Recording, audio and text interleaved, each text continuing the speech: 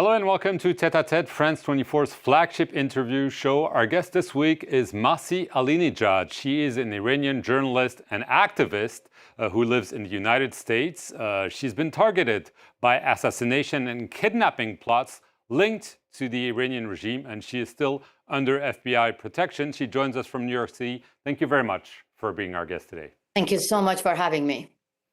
After days of a brutal crackdown, the regime in Tehran now claims it has regained control of the situation. Do you share their assessment? In my opinion, this is not controlling the uprising in Iran. They actually massacred people, so there is no other way for people to go back home.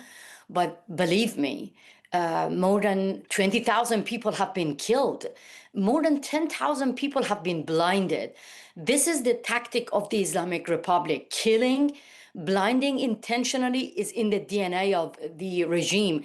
And I strongly believe that people are still angry, and the next wave will be much heavier. So you believe that there will indeed be a next wave, and because of the repression that you talked about, maybe some people are saying it's too dangerous to go out. We're going to get killed. We're going to get blinded.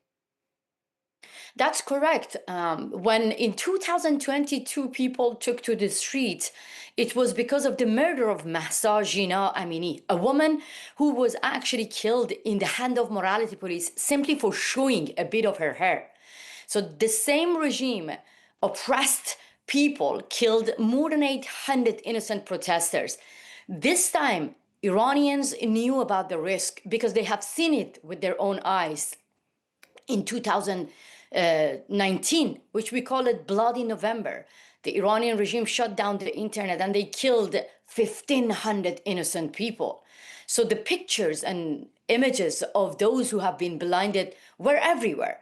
So the people knew the risk, but they are fed up with the Islamic Republic.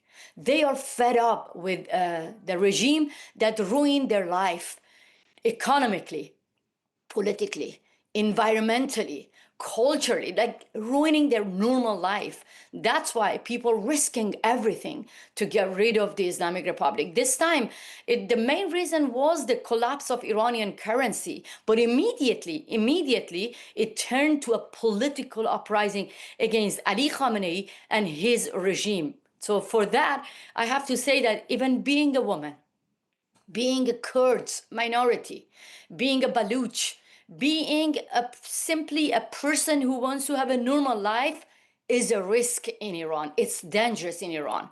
That's why Iranians are taking to the streets in, like, as I mentioned everywhere, I'm going to tell you 6 major uprising Iranian took to the streets because they want to end this regime, and they think this regime is dangerous, not just for the people of Iran, for the people in the region, for people in the West, for democracy everywhere, because Ali Khamenei is expanding its militia, Shia militia, everywhere.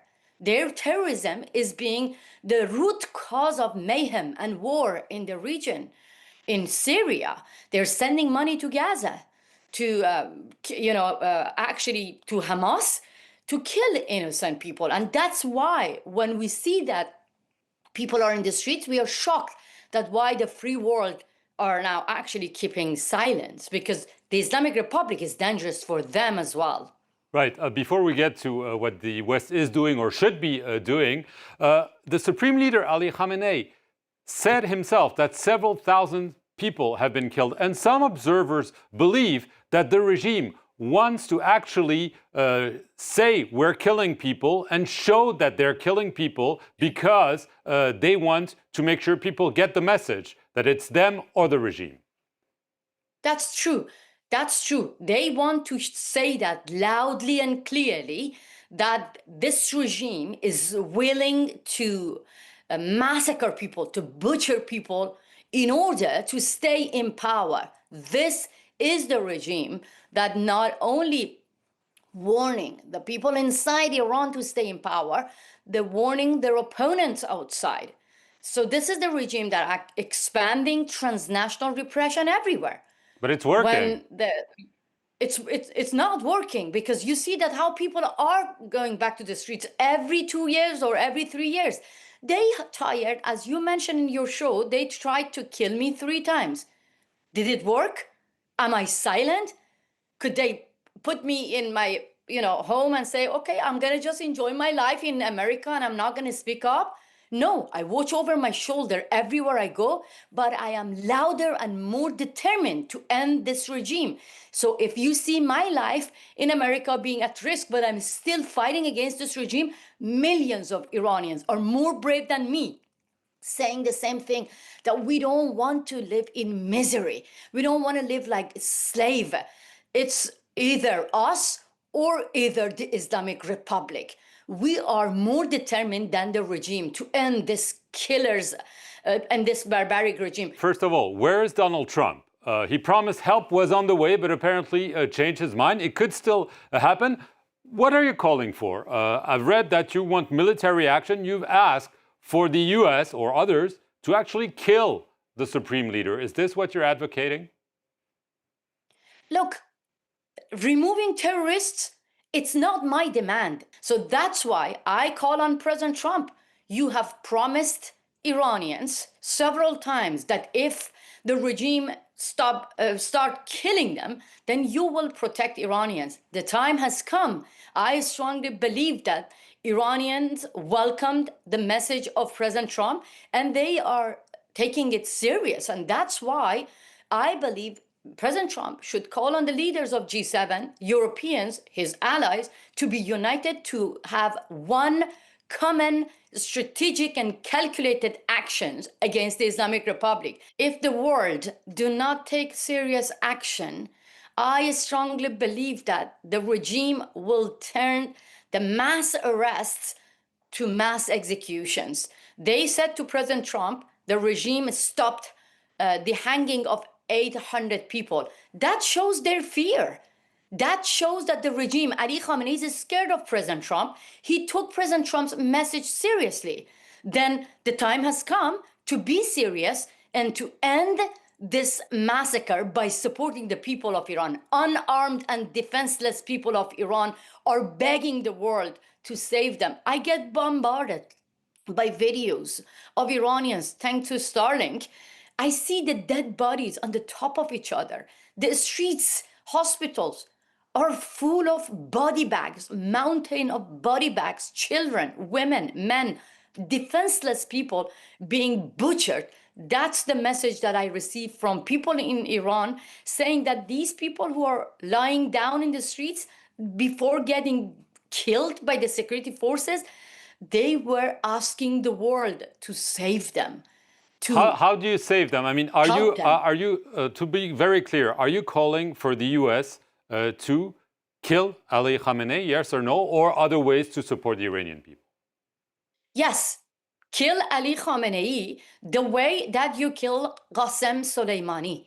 Qassem Soleimani was in charge of killing people in Syria, in Iraq, in Iran.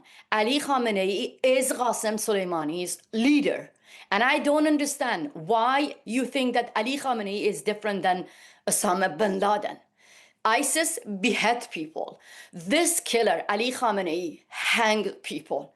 ISIS bring you saw that with your own eyes. The Western activists and the Western citizens in front of camera and forced them to do false confessions.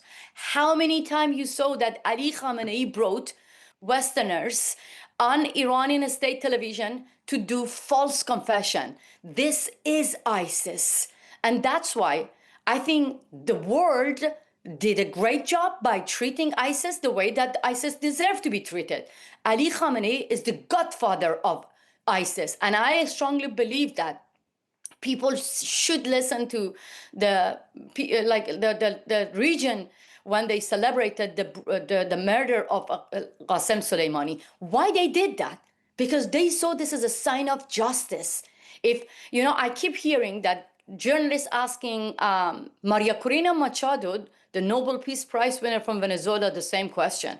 that how come you're asking the US government to get rid of Maduro? How come you're Nobel Peace Prize winner, but you're advocating for targeted military action?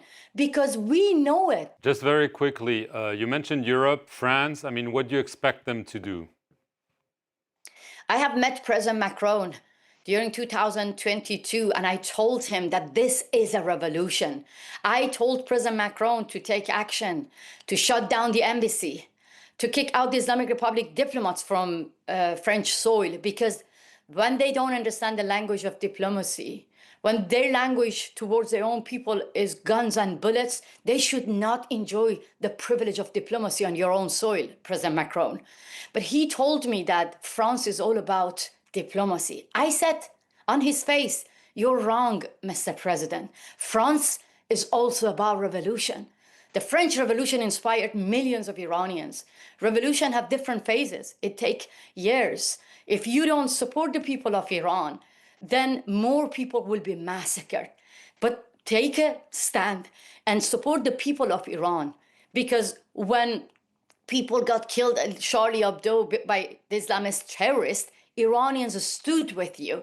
The same Islamist terrorist is killing and butchering up to 20,000 people in my country. And I want French people and President Macron to stand with us to have secular democracy in Iran. Masih Alinejad, thank you very much for being our guest today. And thank you all for watching this edition of Tête à Tête here on France 24.